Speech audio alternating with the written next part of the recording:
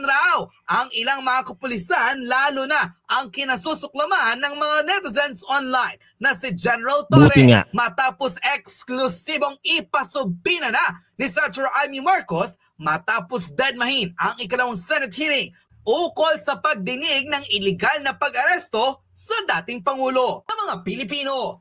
At ito pa ang isa sa mga shocking revelation. Bukod sa mga criminal charges na isasampa sa House Speaker, ang tatayong abogado ng taong bayan para panagutin si Martin Romualdez sa kanyang kasalanan, ang veteran lawyer na si Attorney Ferdinand Topacio. Yes!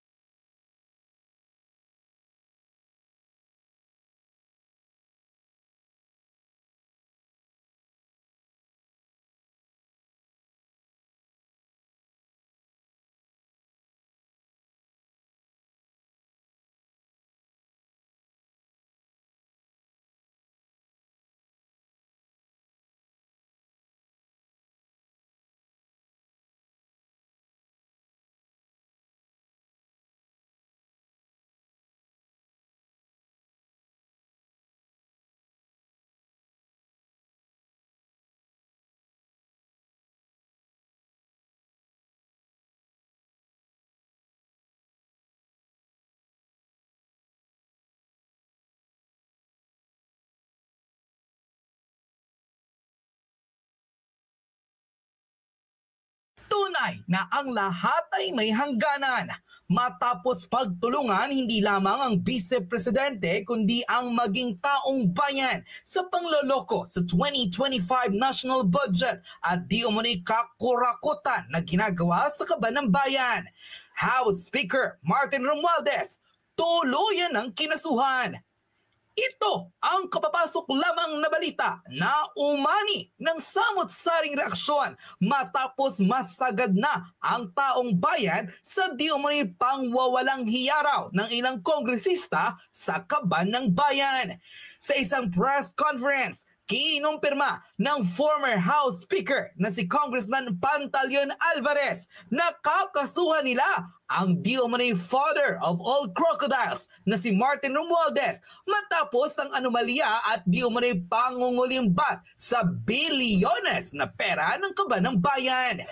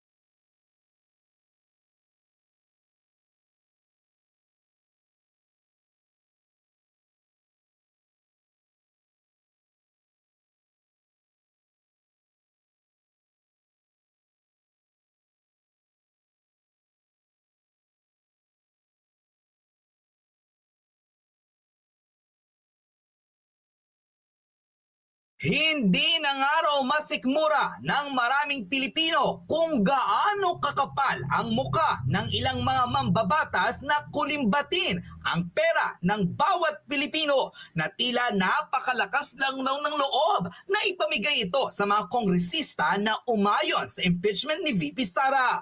Ngunit ang lahat nga raw ay may hangganan at dapat pagbayaran ng mga tiwaling opisyales ng pamahalaan. Ngayon na nga raw ang tamang panahon para pagbayaran ng mga likong politiko ang pagnanakaw nila sa mga Pilipino.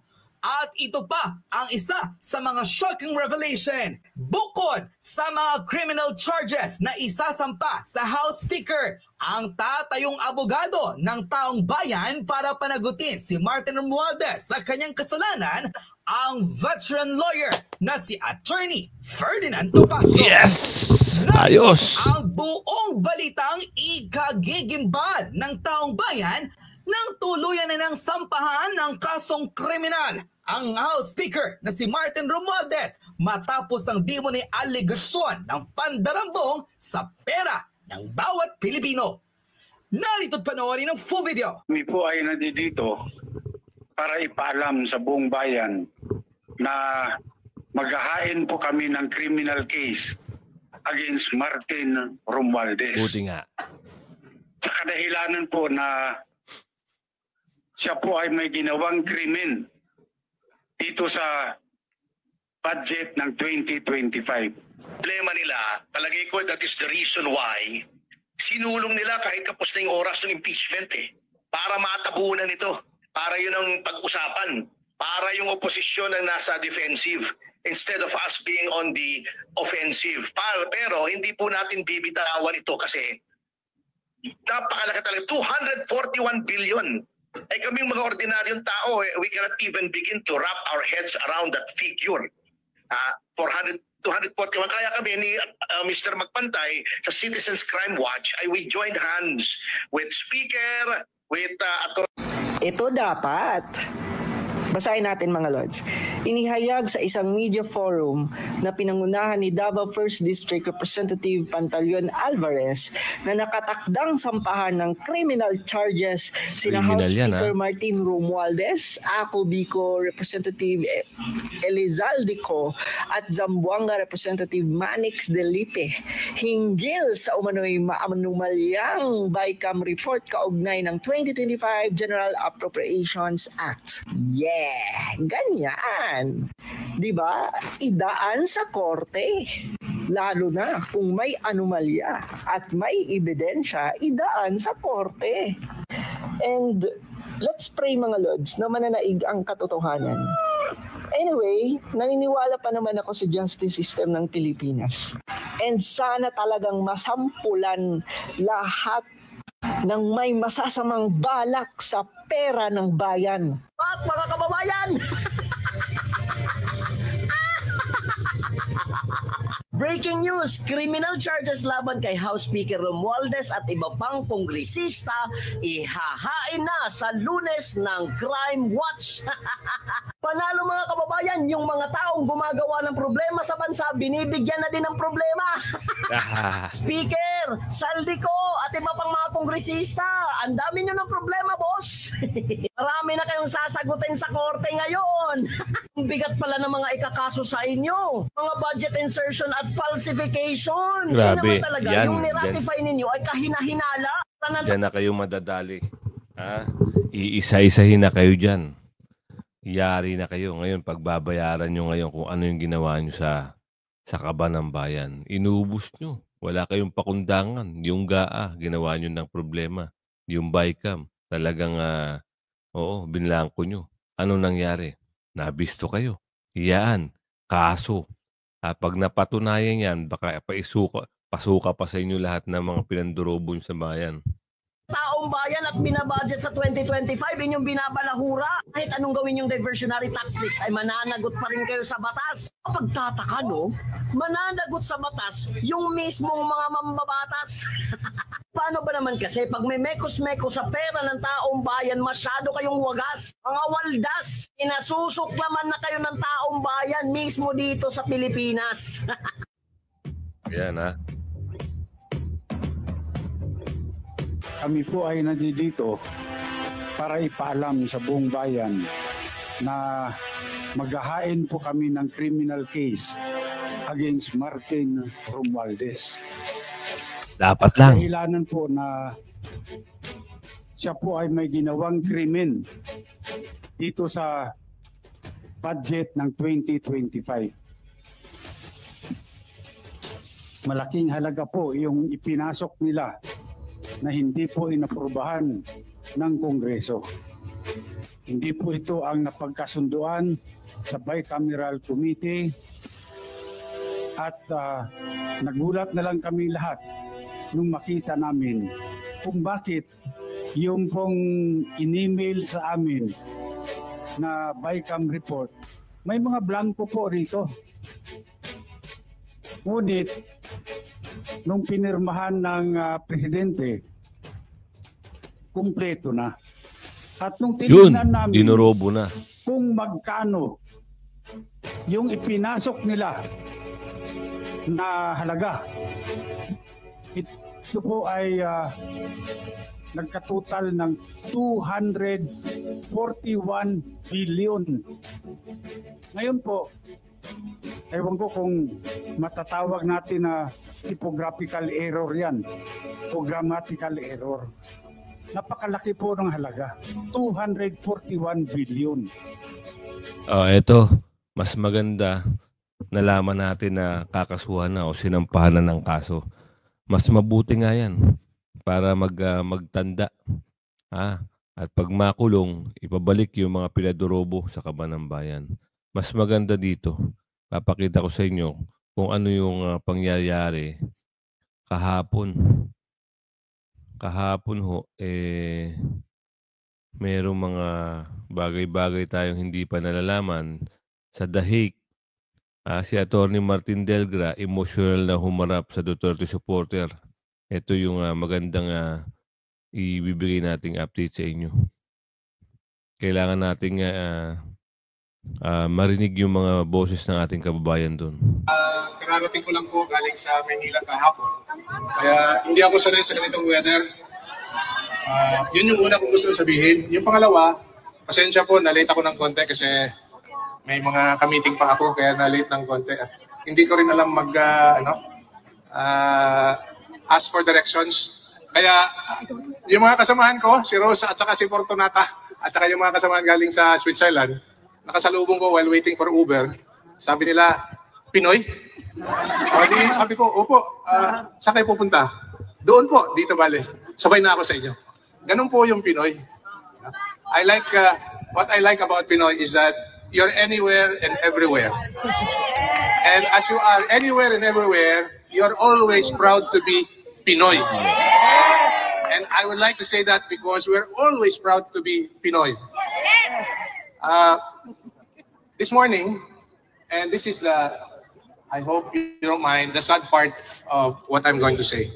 This morning, I came across with several videos, and then there was this press con of PRRD. Patungkol doon sa Pinoy na namatay ata o ginahasa sa Middle East, hindi ko na sasabihin yung bansa. And he was really so sad and angry about what happened. And he felt responsible na mayroong mga ganong klaseng pangyayari sa isang Pinoy labas ng bansa. But the government always sees to it to extend any possible assistance to bring that Pinoy or Pinay back home. Okay? Habang tinitingnan ko, I really felt sad, really sad. Kasi merong isang Pinoy, matanda na, no? At dinampot at nilipat sa ibang bansa. And that's the irony of it all. When I was told I'm going to say something before you today, hindi ko naisip yung sinabi ko ngayon kasi nakita ko lang kayo ng umaga. Pero I'd like to say something about the man whom I've known since 1973. Matagal-tagal na rin po. High school pa ako. At kabyat lang, disclaimer, wala akong ikukwento patungkol sa kanyang kaso because we're not supposed to say anything about it. So I will make kwento about PRRD. Rudy, or Digong, or Mayor, or PRRD. Sa totoo lang, ayaw niya, he doesn't want to be called president. Kahit na naging presidente siya. At sinasabi niya, binubulungan niya sa kabila, huwag niyo na akong tawaging presidente. But there has to be a title that he has to be called. So sabi niya, mayor na lang. Kaya every time he is introduced, may mga protocol dyan. No? When he is introduced in an event, the highest government official in the room will introduce him.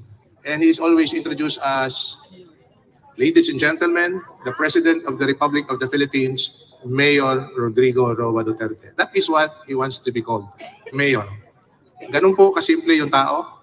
Ganun din po kasimple yung unang-una kong nakita back in 1973. I'd like to share this a little bit on how I came to know him because when he first passed the bar in 1973, si Nanay Suling, yung mother niya, came to the law office of my father. Yung papa ko, abogado din. Ako, abogado din. Abogado ni Mayor ngayon. Pero si Nanay Suling came to see my father and asked if Mayor Rudy or Attorney Rudy then can work in the law firm of my father. So that's how I came to know him the first time. And he credited my father to be his mentor. Marami siyang kinakwento, hindi ko na sasabihin dito. Hangang-hanga siya sa papa ko. And I think that's life. It comes in full circle. That years after, when he became mayor, congressman, mayor again for a long time, and then eventually became president, baliktad yung mundo. Ako naman ang hangang-hanga sa kanyang ginawa. Hindi lang po sa siyudad ng Davao, o hindi po sa buong bansa, at lalong-lalo na, more than 90% of our Filipinos working abroad, lalong-lalo na sa mga Pinoy na nagtatrabaho sa labas ng bansa. Palagi niyang sinasabi in small talks that we have together, ang iniisip niya, kayo, yung mga nagtatrabaho sa labas. Tama po yan. Isipin nyo, yung binigay na pribilehiyo ni Tatay Digong sa mga OFW, 10 years na passport. Saan ka makakita? Diba? 10 years. Hindi ka na abalahin sa 5 years, hindi ka na kailangan pumunta. 10 years dire-diretso. Diba?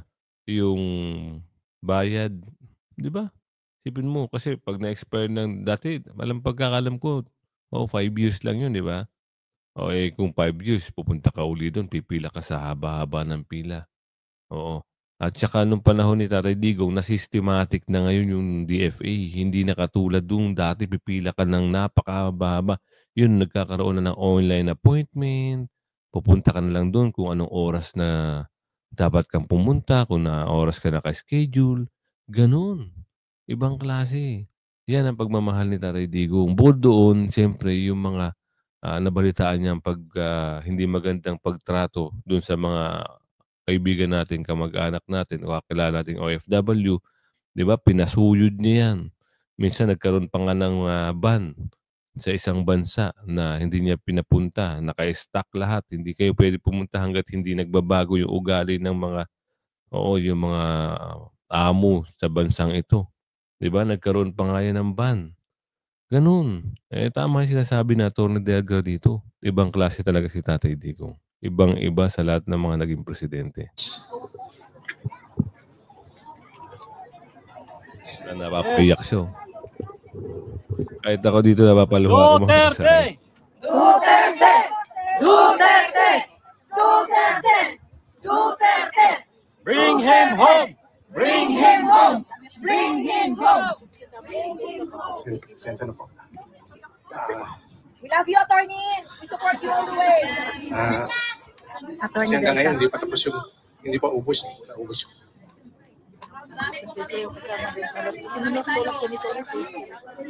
I can only say that he does not deserve the treatment that he's getting now from this government. There has been a lot of characterization of the man. Marami silang masasabi sa tao. At lalong-lalo na sa mga kritiko, ang makikita lang nila yung isang bagay na hindi, yung isang bagay, patungkol dito ngayon, hindi ko na i-elaborate. Pero yung isang bagay na hindi pa nila makikita yung kumpletong kwento. Pero yung karamihan dyan, 90 to 90% of what this man is all about and what he did for the country, yan po ang hindi nakikita ng pagkaliit-liit na segment ng bansa.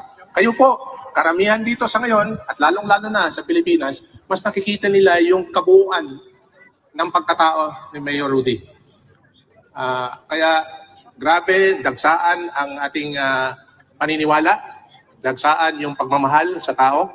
At pati ako, na nakilala ko siya for many years, hindi ako makapaniwala na noong March 28, we had the biggest global birthday celebration of one man.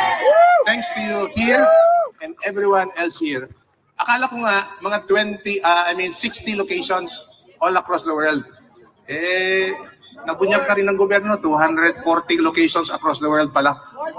Pero ang problema, ang binigay nila na numero, 60,000 lang. O mga durobo kasi sila, attorney. Yun lang ang sinabi. Pero sa Davao pa lang, which is the epicenter of the global birthday Million celebration of Tatay Digong, mahigit 300,000 na ang dumalo.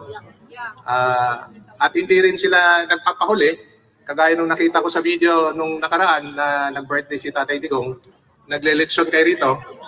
Then, doon din, nagle-lechon na libre sa Davao. Pero hindi nga lang talaga, kukulangin yung ilang lechon na nagpalibre dahil sa dami ng tao. So, sa ngayon, nagpapasalamat ako on behalf of the family and on behalf of our family especially sa tuloy at patuloy na inyong suporta at pagmamahal po sa bayan for that matter and for Tatay Digong. Let us to continue to pray for him, for his continued good health, his wisdom, his perseverance, na he would be able to overcome what he has been going through right now. At sinasabi niya palagi ito. Talagang kararating ko lang kahapon as I've said and nabubusog na yung puso ko. Nakikita ko kayo rito na talagang todo suporta. Alam mo kung nandito siya ngayon? Kung nandito siya ngayon, magtatanong siya na, ba't nandito kayo? Kasi nagtatrabaho kayo eh. Diba? Ayaw niya na things like this at mababawasan yung sweldo nyo. And it's something like really that makes me say na you really love him because you really have gone beyond your means, beyond your time to be here and to show solidarity with the one man who made a difference in the lives of so many in our country and our.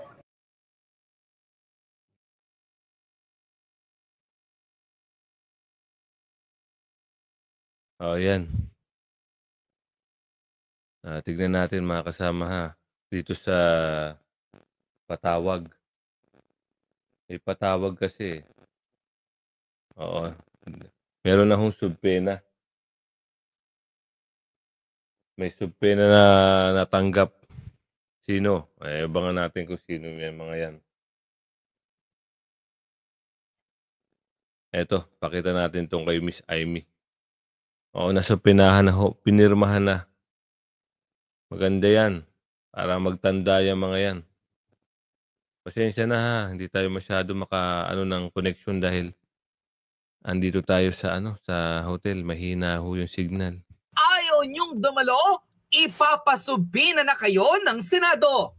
Ito ang naging diretsahang marka ni Senator Amy Marcos nang balagbagin ito ang mga executive officers na hindi dumalo sa ikalawang Senate hearing ukol sa di umunay alleged illegal arrest kay former President Rodrigo Duterte. Sa nagdaang Senate hearing, hindi nakapagpigil ang senadora at tinawag na duwag ang mga taong tila nagtuturo-turuan kung papaano nila tila pinagplanuhan ang pagkakaaresto kay former President Rodrigo Duterte. Ayon sa presidential sister at chairwoman ng Committee on Foreign Relations na si Senator Amy Marcos, hindi raw siya titigil hanggang sa lumabas kung ano ang katotohanan at kung sino ang mga sangkot sa pamahalaan. Kabilang sa ipapasubina ni Senator Marcos, si IDG General Nicolas Torre III, Yan. PNP spokesperson Jane Fajardo, Yan. ilan pa sa mga cabinet officials na bigong dumalo sa ikalawang Senate hearing, maging ang hepe ng Philippine National Police na si Romel Marbil. Narito at panoorin ang full video kung saan tila nag-react ang taong bayan at mukhang ma-hotseat na naman raw ang ilang mga kapulisan, lalo na ang kinasusuklaman ng mga netizens online na si General Torre matapos eksklusibong ipasubina na ni Senator Amy Marcos matapos deadmahin ang ikalawang Senate hearing ukol sa pagdinig ng iligal na pag-aresto sa dating Pangulo. Senadora, tinawag na duwag ang mga taong nagtatago raw sa executive privilege at hindi sumipot sa Senate hearing. Narito't panoorin ang full video. Kung ang sigaw ng taong bayan para kay dating Pangulo, Presidente Duterte, ay bring him home, ang sigaw ko naman sa ehekutibo, bring them here sa Senado para may testigo tayo at maliwanagan ang mga tao. Napakarami kong tanong. Ngayon, dala-dala ko ang iba't ibang subpoena, magkahaba-haba po ito, hindi naman siguro covered ang bawat pulis ng executive privilege at ng subjudice. Andito yung mga subpoena para kina Jean Fajardo, General Nick De Los Torre, ang ating mga sekretary, Special Envoy Marcos Lacanilao. Ang dami po ang dami-daming hindi sumigot, kaya hindi tayo makausad sa atin. Andito rin si General Marbil, ang dami pong subpoena. Ang problema ko, talagang kinakailangan pirmahan ito. Dalawa ang pinadala ko kay Senate President Cheese Escudero. Pero nung Lunes pa, inaantay ko, hindi pa lumalabas. Ngayon, magpapadala ako muli, sana naman pirmahan at lumabas na yung subpoena. So, pinapaaral ka daw po ni SP sa legal department? Oo nga, kaya sobrang tagal. Pero sana, sa kabila ng pag-aaral nila, alamin naman nila na may limitasyon ang executive privilege at yung subjudice. Yung klarong-klaro po, ang executive privilege, hindi siya pangkalahatang pagtatakip. Hindi siya blanket na excuse, kundi kailangan very specific, tulunay na makakapinsala sa national security at talagang nasa high level lang, sa kabinete lang at sa ating Pangulo. Hindi yung basta-basta, pati yung simpleng mga pulis, mga opisyal, yung mga doktor, hindi naman sila kasama doon. At saka yung subjudice, hindi naman na pinagbabawal ng ating Korte Suprema ang investigations in aid of legislation kasi iba naman ang pakay namin para sa bagong batas o di kaya oversight at hindi tungkol sa kaso. Itong mahirap. Spokesman ng ICC, Dr. Ito ang mahirap mga kasama. Bakit? Lagi na lang may sumasalag sa kanila eh. O kilala nyo ba si Bisamin? Yan ang laging inaano nila. Yung una ayaw ipaharap eh. Bakit? Nagkakautal-utal mahog salita eh. Saka, kung ginawa nyo lang sana ang trabaho nyo, kayo hire, nung inaresto nyo si Tatay Digong, pinadala nyo muna sa korte. Panibagong butas ho yan sa inyo. Diba? Jurisdiction, wala rin jurisdiction. Due process, walang nangyaring due process. Ano pa ang pinakamabigat dito? Yung pagtatraidor. At umami na rin ng ICC na ang Pilipinas ang nagpasya para ipadala si Tatay Digong sa The Hague. Ano ngayon ang impact sa inyo nito? Akala nyo ganun-ganun lang. Hindi yun ganun-ganun lang. Taong bayan na nagbibigay boses. Tignan nyo sa The Hague, yung iba't ibang kababayan natin na taga Amerika, London, iba't ibang bansa. Andun, every weekend nagpupunta ron. Diba? Para lang magbigay ng suporta. Maski taga UAE. Kung ako nga lang, mabibigyan ng visa eh. Pero itry ko mag-apply. Kami ni Boy Sardinas. Dahil gusto namin makita at makapagbigay din sa inyo ng impormasyon. Gusto namin na makasimpatya dahil sa ginawa nila kay Tatay Digong. Hindi natin papatagalin to. Abangan nyo mamaya. Nandyan po kami sa Central. Magkakali survey po kami dyan sa ating mga kababayang bayani ng Pilipinas. Mga kapatid, kamag-anak, mga tito na nagtatrabaho dito sa Hong Kong. Kaya hindi tayo makakapagsalita ng maayos dahil nga mga kasama. Yung nakuha nating hotel o accommodation, hindi ho ganun ka... alam niyo yung... Kasi halos dikit-dikit lang, tsaka parang dinig lang, madidinig sa labas. Kaya ulitin natin, pasensya na kayo. Mamaya, abangan nyo. Kung nasa Hong Kong kayo, mapapanood nyo to. Abangan nyo. Nasa Central kami. Nilibot na namin kahapon. Actually, nag-ferry kami. Nandito kami sa may Nathan Road.